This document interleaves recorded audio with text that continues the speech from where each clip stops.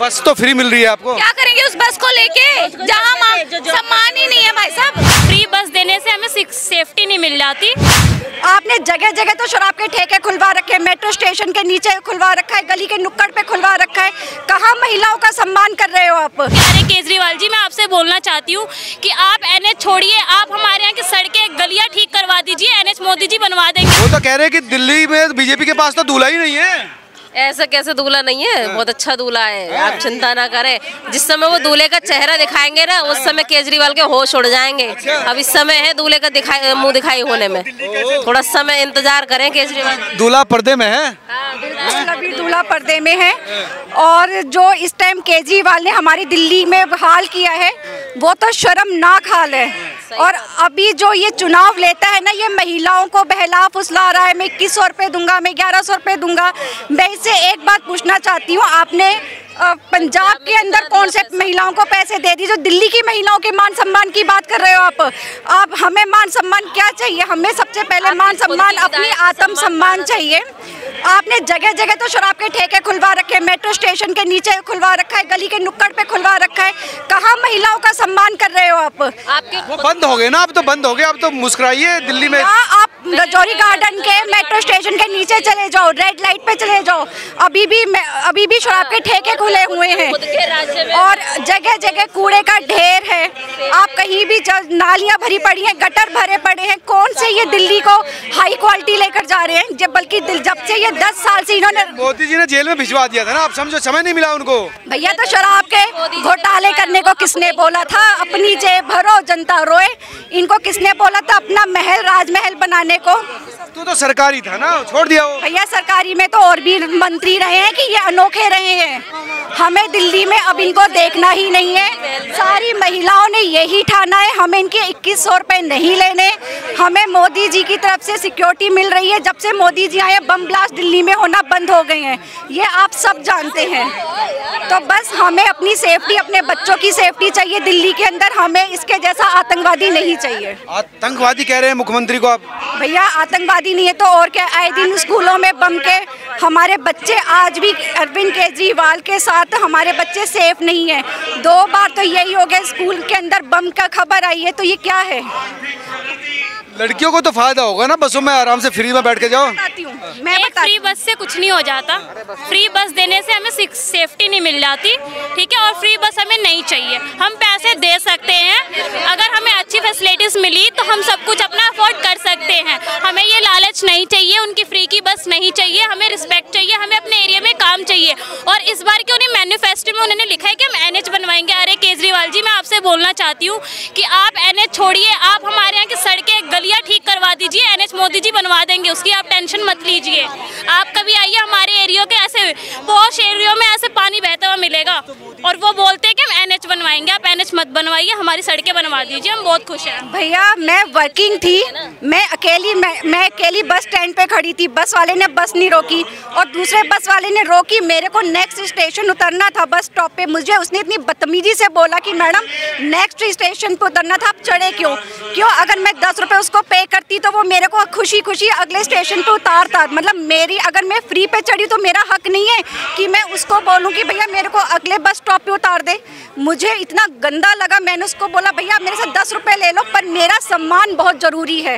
अच्छा, बेइज्जती भी हो रही है भैया, बहुत बेइज्जती। महिलाओं के लिए बस रुकती ही नहीं है, रुकती है तो उनसे सही से बात नहीं करते। कंडक्टर सोचते हैं, अगर पहली बात तो बस रुकती ही नहीं है, क्योंकि महिलाओं के लिए फ्री है। जहाँ महिलाएं होती हैं वहाँ बस रुकती ही नहीं है। और रुक भी जाए अगर, तो महिलाओं को अगर एक ही स्टैंड जाना हो तो बस नहीं रुकती वहाँ पर, और रोकते हैं। अगर महिलाएं कहती हैं, रोकती हैं ज़बरदस्ती, तो बहुत ही बदतमीजी से बात करी जाती है, बहुत बदतमीजी से बात करी जाती है।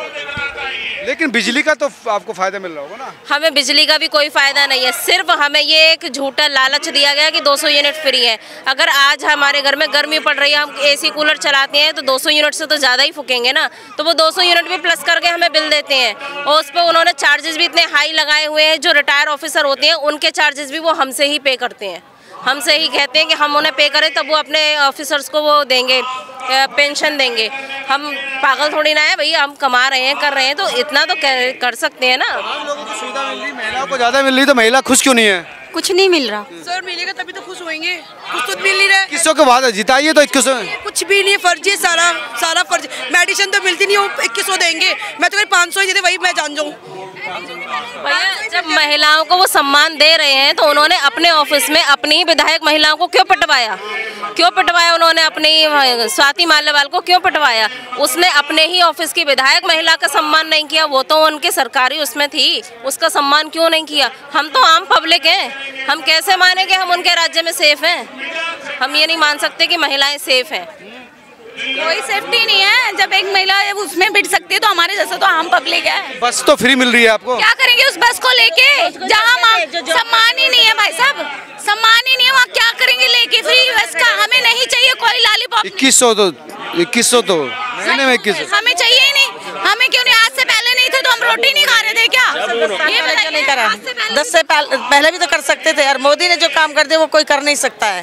सबसे बड़ा हमें राम मंदिर दे दिया, इससे बड़ा क्या? केजरीवाल झूठा मक्कार, उन्होंने पंजाब के अंदर 1000 रुपये देने का वादा किया था, लेकिन आज तक उन्होंने को एक भी महिला को 1000 रुपये नहीं दिए। आज महिलाएं, पंजाब की महिलाएं दिल्ली में आकर अरविंद केजरीवाल और उसके मुख्यमंत्री भगवंत मान के घर पर मिलने का समय मांगा था, तो भगवंत मान जी ने शाम को 6 बजे पता क्या बोला है कि हम अभी किसी मीटिंग में बैठे हैं, जबकि भगवंत मान जी शाम को 6 बजे के बाद दूसरी मुद्रा में चले जाते हैं।